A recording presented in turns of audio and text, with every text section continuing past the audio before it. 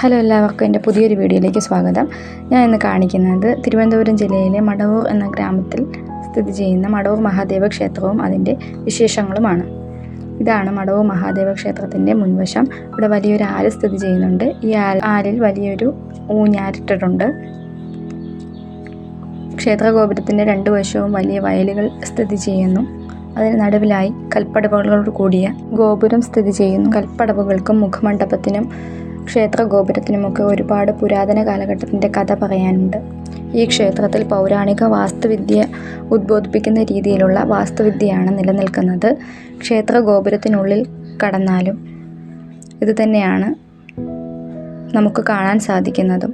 തിരുവിതാംകൂർ രാജവംശം നിലനിൽക്കുന്നതിന് മുന്നേ തന്നെ പണികഴിപ്പിക്കപ്പെട്ടു എന്ന് കരുതപ്പെടുന്ന ക്ഷേത്രമാണ് മടവൂർ മഹാദേവ ക്ഷേത്രം.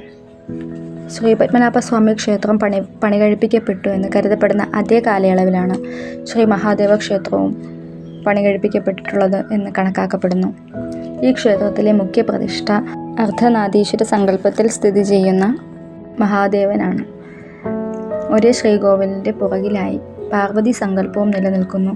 അതുകൊണ്ട് തന്നെ എല്ലാ ക്ഷേത്ര ഉത്സവ കാലഘട്ടത്തിലും പാർവതി നടതുറപ്പുത്സവം ആചരിച്ചു വരുന്നു. ഈ ക്ഷേത്രത്തിൽ മഹാദേവന് പുറമെ മഹാഗണപതി, ശ്രീഭദ്രകാളി, മഹാവിഷ്ണു, നാഗദൈവങ്ങൾ എന്നിവയും സ്ഥിതി ചെയ്യുന്നുണ്ട്. പ്രകൃതിയോട് ഏറ്റവും ഇണങ്ങി നിൽക്കുന്ന ഈ മഹാദേവ ക്ഷേത്രത്തിൻ്റെ മതിൽക്കെട്ടിനുള്ളിലായിട്ട് കൂവളം, എരുക്ക്, പാല, തെറ്റി, നാഗമരം തുടങ്ങിയ വൃക്ഷങ്ങളും ചെടികളും ഒക്കെ സ്ഥിതി ചെയ്യുന്നുണ്ട്. ക്ഷേത്ര നടപ്പാതയുടെ ഇരുവശങ്ങളിലും പുൽത്തകിടികളാൽ നിറഞ്ഞിരിക്കുന്നു.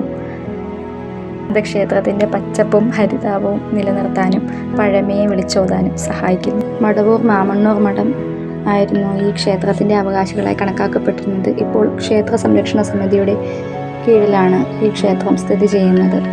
ക്ഷേത്രത്തിന് പിന്നിലായി ഒരു അമ്പലക്കുളവും സ്ഥിതി ചെയ്യുന്നുണ്ട്.